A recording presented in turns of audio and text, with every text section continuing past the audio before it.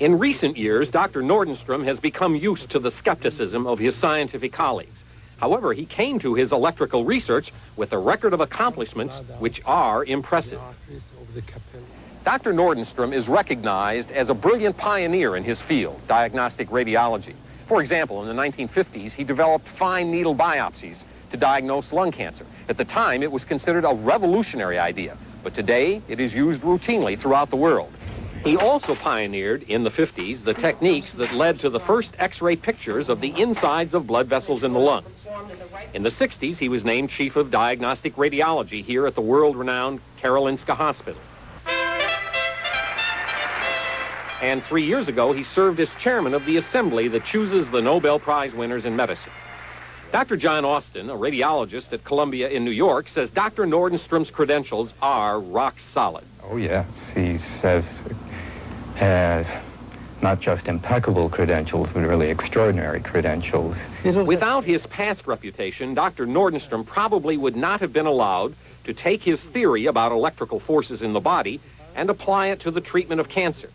As it was, his colleagues sent him only patients who had failed other treatment. His treatment turns out to be remarkably simple.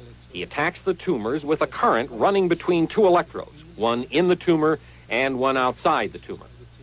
The treatment, including placement of the electrodes, is done with the patient awake.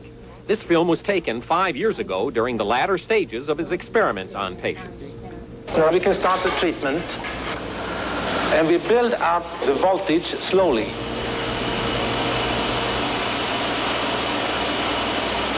How do you feel? I feel fine.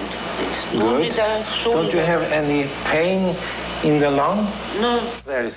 In his first series of 20 patients with lung cancers, Dr. Nordenstrom's treatment produced a nearly 50% response for what Dr. Nordenstrom describes as otherwise incurable cases. And so there was a reduction in size or a complete disappearance of the tumor that persisted for up to 3 to 5 years? Yes. So you're saying that in 12 out of 26 cancers, yes, that happened? Yes. Reduction in size or elimination that persisted at least 3 to 5 years? Yeah. To understand Dr. Nordenstrom's theory in cancer treatment, it helps to understand his overall theory. Dr. Nordenstrom believes that the body is filled with electric circuits and that current travels through vessels and tissues just like they were electrical cables.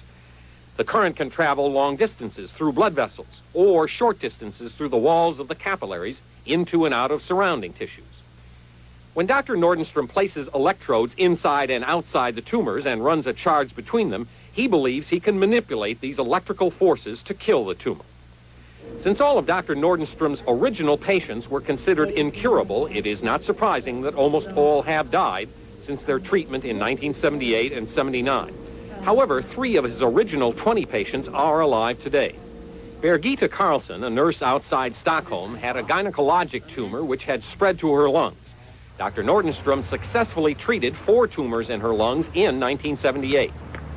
This patient would definitely not have survived 5 years, 5-6 years, if nothing had been done. And she is in good health now, 9 years after treatment. Another success is Marianne Lilja, who works at a travel agency in Stockholm. Here is her lung tumor before treatment. Here it is, smaller, 4 months after treatment. And here is her lung 9 years after treatment with no tumor visible. In his method, he could try to take it away without removing the lung. So I prefer to have that chance. In 1979, 1 year after Dr. Nordenstrom started his electrical treatment of patients with lung cancer, he launched a project that would distance him from much of the scientific community. Instead of submitting his theory and treatment results to scientific journals, he began writing a textbook to explain it. I have written this book on biologically closed electric circuits. Dr. Nordenstrom bases his lectures, like this one at Boston's Beth Israel Hospital, on his book, which was completed in 1983. His decision to publish a book rather than a series of scientific papers meant that most of his colleagues would not take the time to review or criticize his work. However, Dr. Austin, who edited the book, defends Nordenstrom's approach. Well, this is big stuff, and his answer is that the standard, and I think his answer is right, that the standard way that people do science and medicine is in small, discrete articles, 5 or 10 pages to an article with very tight reasoning, and that his theory is much too big, that the right way to get it out is to put it out as a whole. And I accept that argument. However, this approach means that Dr. Nordenstrom has trouble selling his theories to the scientific community.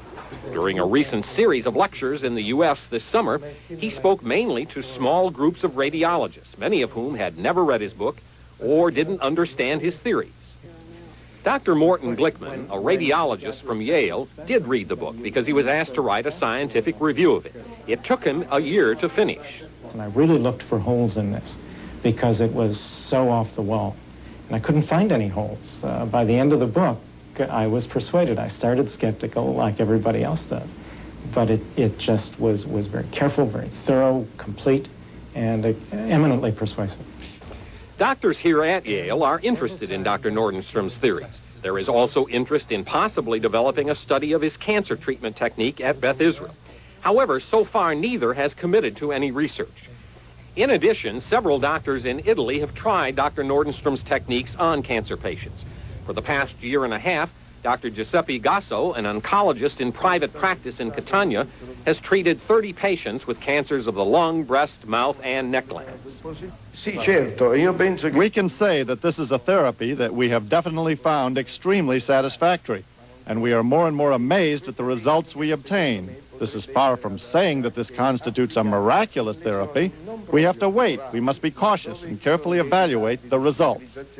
Outside of these small preliminary trials in Italy, Dr. Nordenstrom's technique still remains virtually unknown to the scientific world. That's why I like it. And Dr. Nordenstrom, who has gone it alone until now, admits that he needs help to pursue his theories further, but lacks both the funds and the manpower.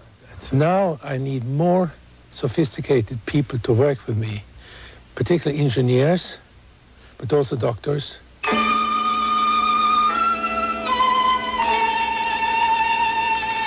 And so Dr. Nordenstrom has decided to turn to China.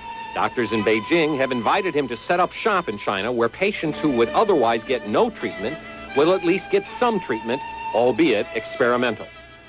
And they want me to train Chinese people to do the treatment because they have 4 million cancer cases and they cannot take care of everything. The results of those studies could be significant.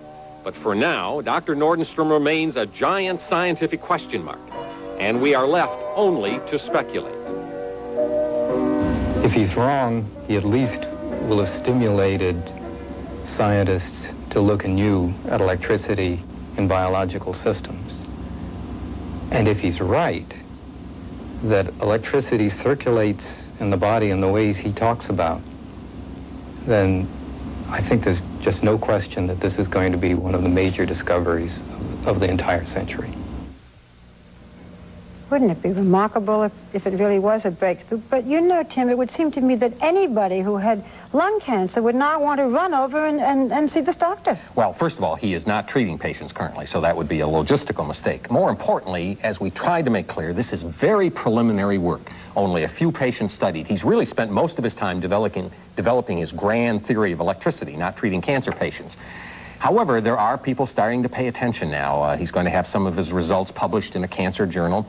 And I hope that he will get a hearing for his work, that people will start supporting his work in the scientific community because he has such a great reputation from past work. He deserves more support now, I think. Now, will China make a difference, the fact that he's going to be seeing patients there? Well, if they can develop a large series of patients treated in an early stage, I think that could really prove or disprove whether or not this is going to work for cancer patients. And so that's very important. And we will do a follow-up report, one way or the other, on his work. So it really is too soon now. Too soon now, but it may be someday. hearing about. Exactly. So important.